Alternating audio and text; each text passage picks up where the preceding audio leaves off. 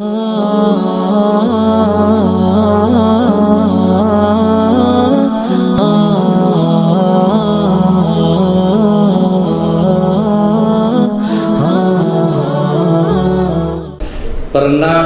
Fatimah Az-Zahra, putri Rasulullah SAW, dia datang bersama Ali ke rumah Rasulullah SAW dan melihat Rasulullah SAW menangis terseduh-seduh.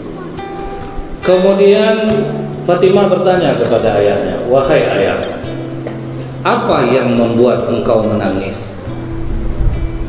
Kemudian Rasulullah menjawab, "Fatimah, ketika aku Isra, aku melihat banyak perempuan di neraka."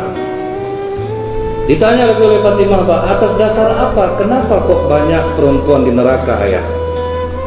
"Karena kalian itu suka membantah suami dan bakhil bersedekah." Jadi ini bocoran dari Rasulullah, bukan berarti perempuan itu pelit, enggak, Bu.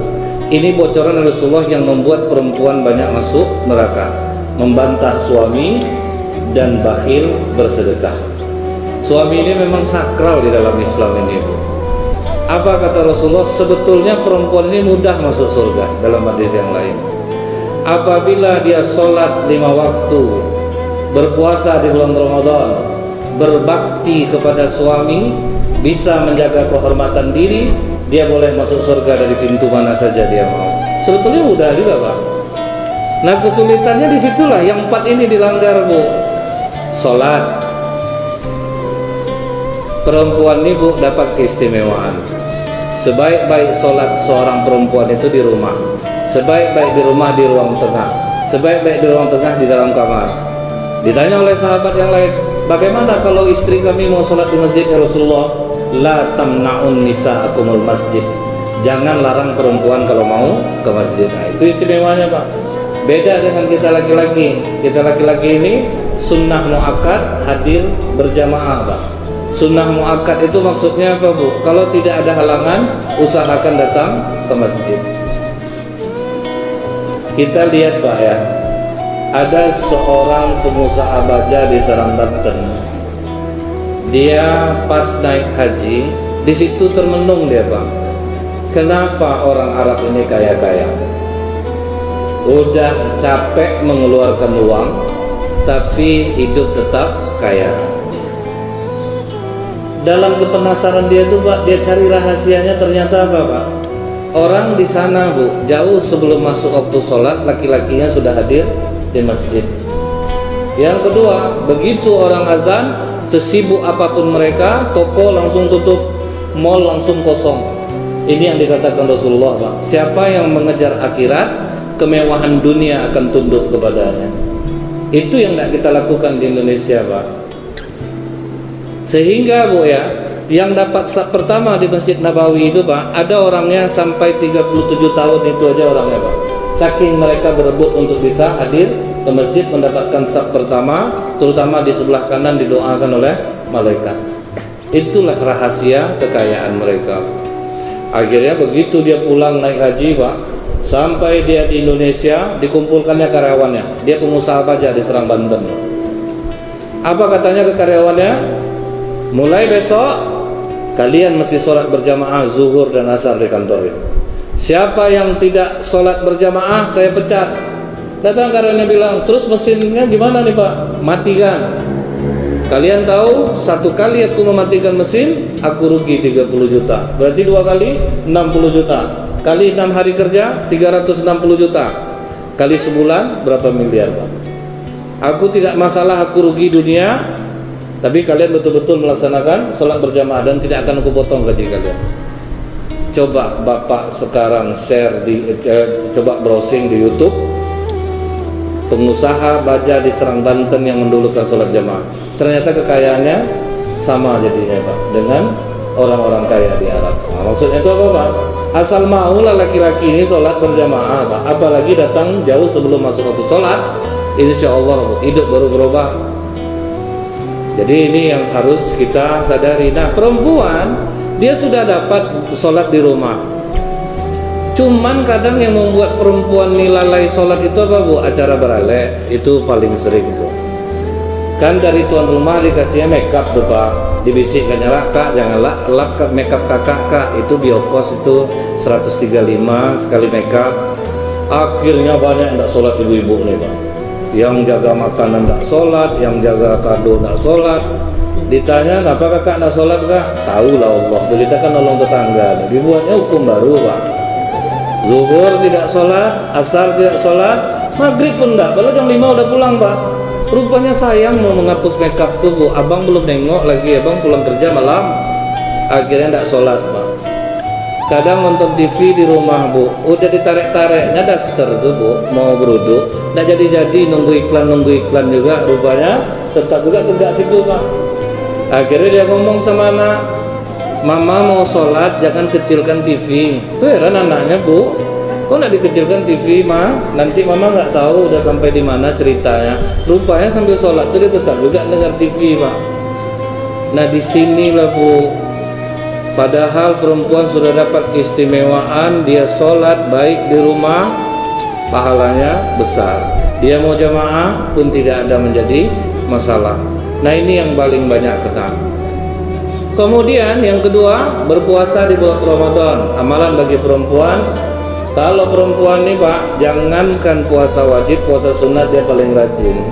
Cuma ingat bu, Islam ini bukan hanya mengajarkan kita sholat, puasa, tapi dengan sholat, puasa, sedekah kita, haji kita itu berubah ndak akhlak kita menjadi lebih baik. Kalau kita puasa begunjing masih jalan, percuma juga pak.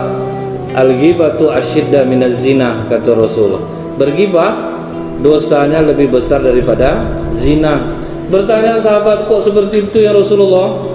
Orang yang berzina dia bisa minta ampun langsung kepada Allah, tapi orang yang bergunjing dia mesti minta maaf dulu kepada orang yang dia gunjing, baru tobatnya diterima Allah. Tapi bapak janganlah berzina pak, saya takutlah nanti salah arti lah di sini. Bagus kita berzina lagi, yang penting jangan gunjing. Jadi salah lah nanti pak.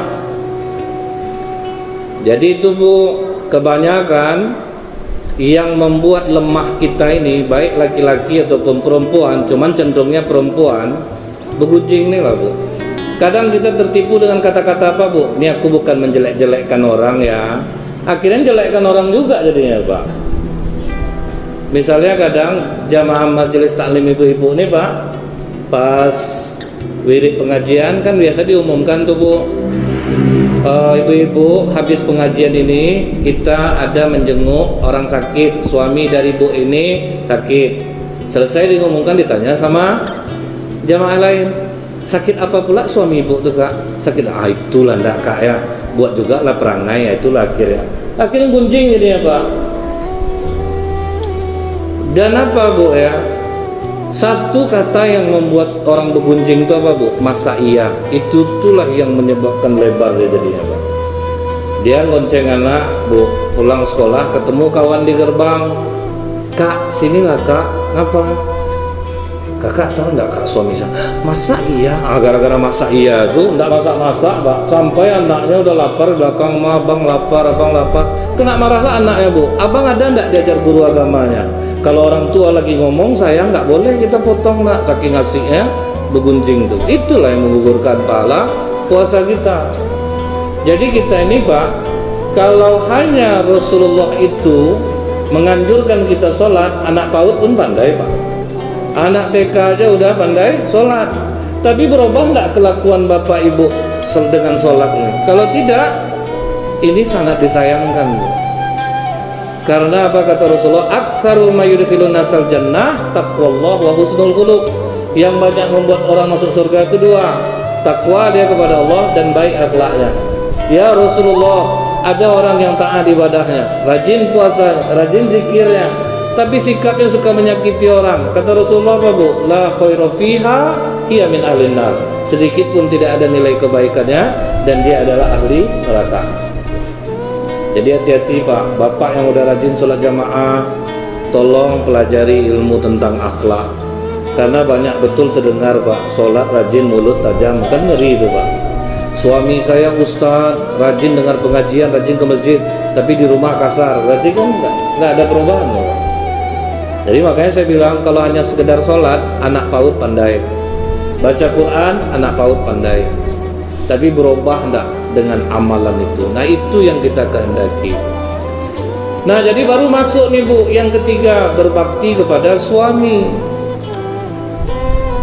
Di masa Rasulullah SAW pernah Fatimah bertanya, Bu, wahai ayah, siapakah perempuan pertama yang masuk surga?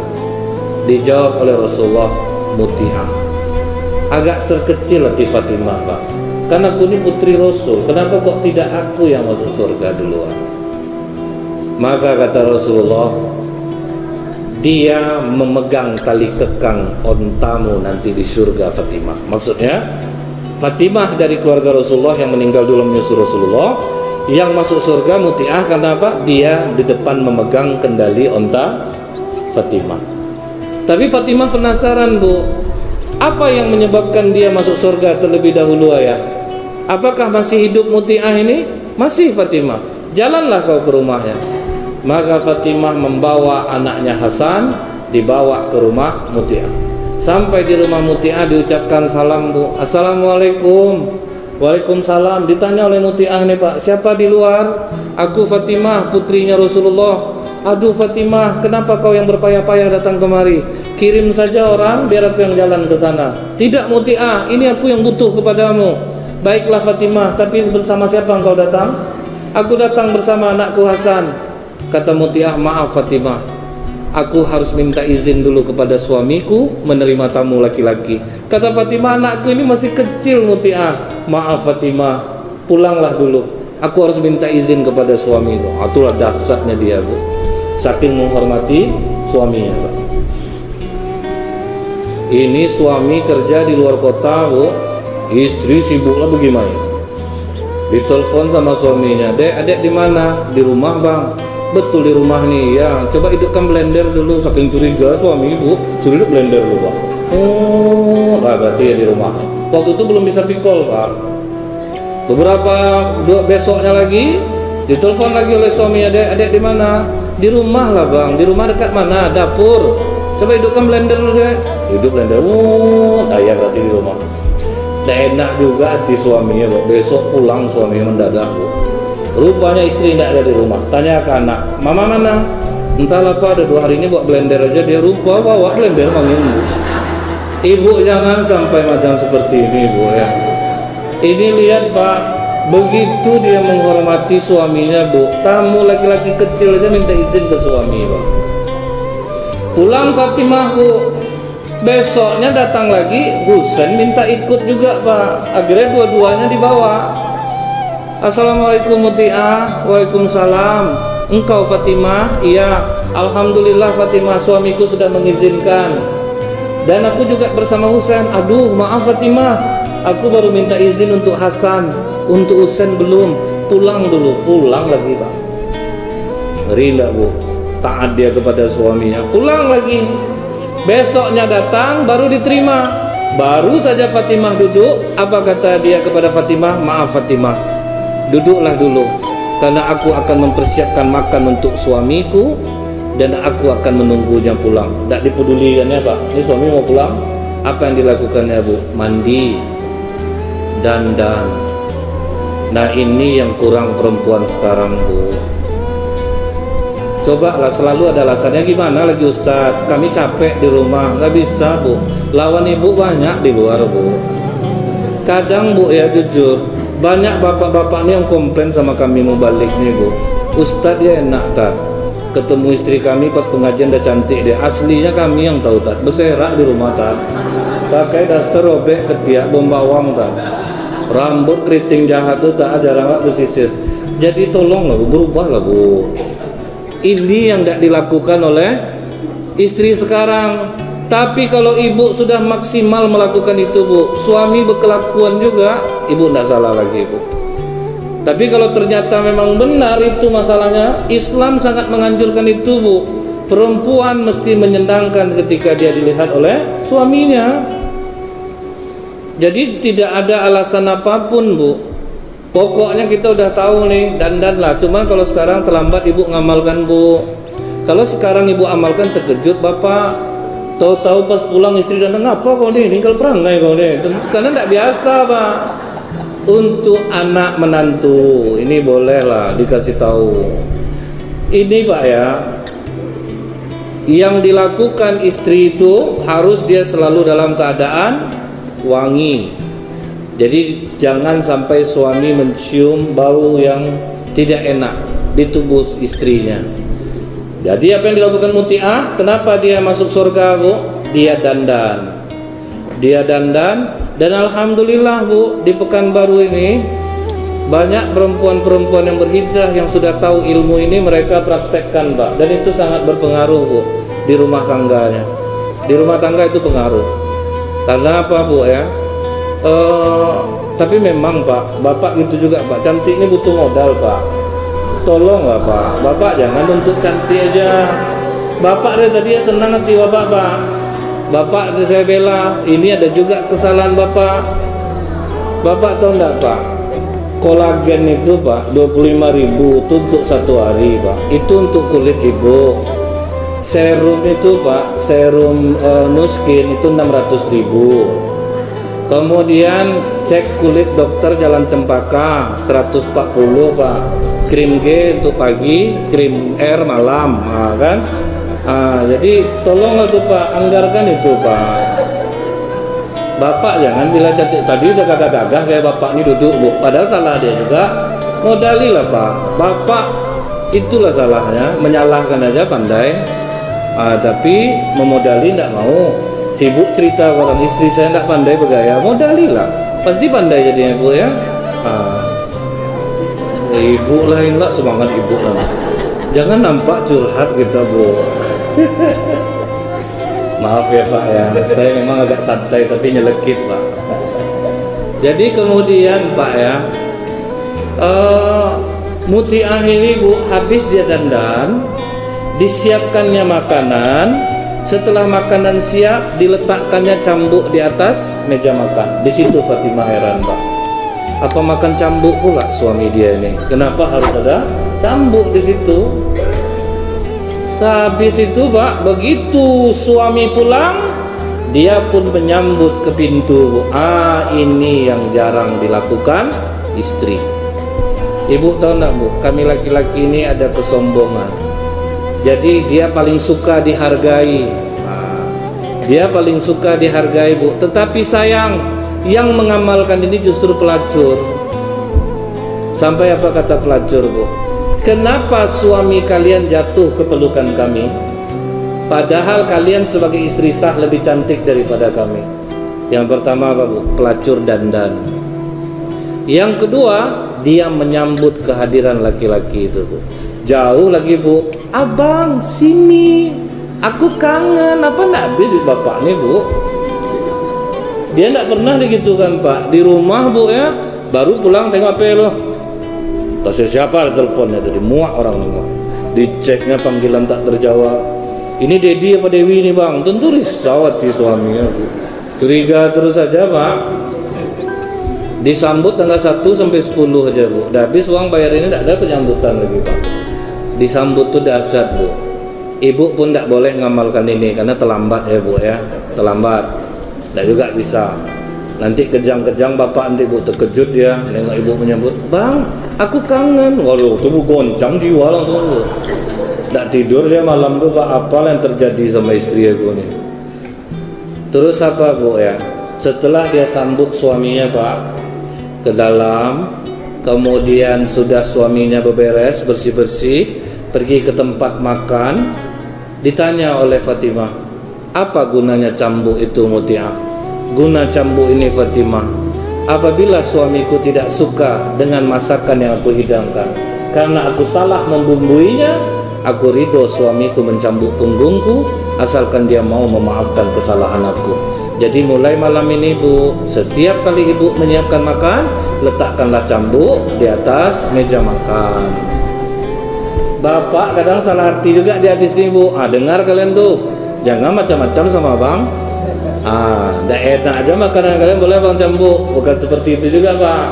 Karena kata Rasulullah, sebaik-baik suami adalah yang paling baik terhadap keluarganya. Jadi ini dia dapat suami yang baik juga, Bu, yang tidak kasar juga. Tapi begitulah penghormatan seorang istri kepada suami yang mengantarkan dia ke surga. Karena itulah keridhaan suami adalah surga bagi istrinya, Bu. Nah, kemudian pernah terjadi juga, Pak, di zaman Rasulullah, seorang suami berpesan kepada istrinya, selama abang bepergian jangan kau tinggalkan rumah.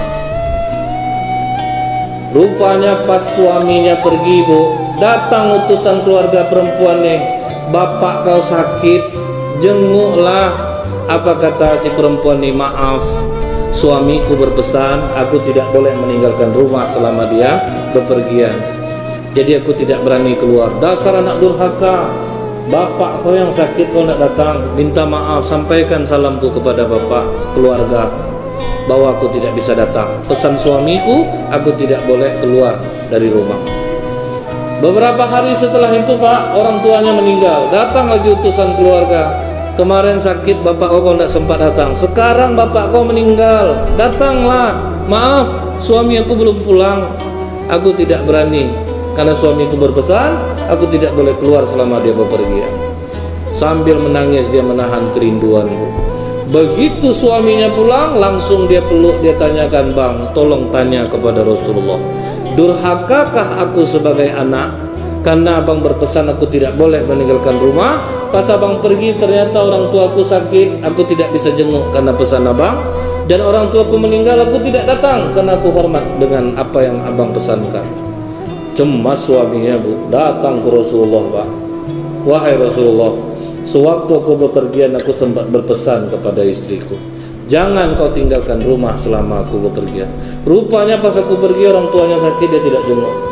Orang tuanya meninggal, dia tidak datang. Durhakakah istriku ya Rasulullah? Kata Rasulullah, tidak. Justru diampuni dosa-dosa orang tua istrimu karena bakti istrimu kepada dirimu. Itulah sakralnya suami itu. Tapi suami yang baik, orang tua istri adalah orang tuaku juga.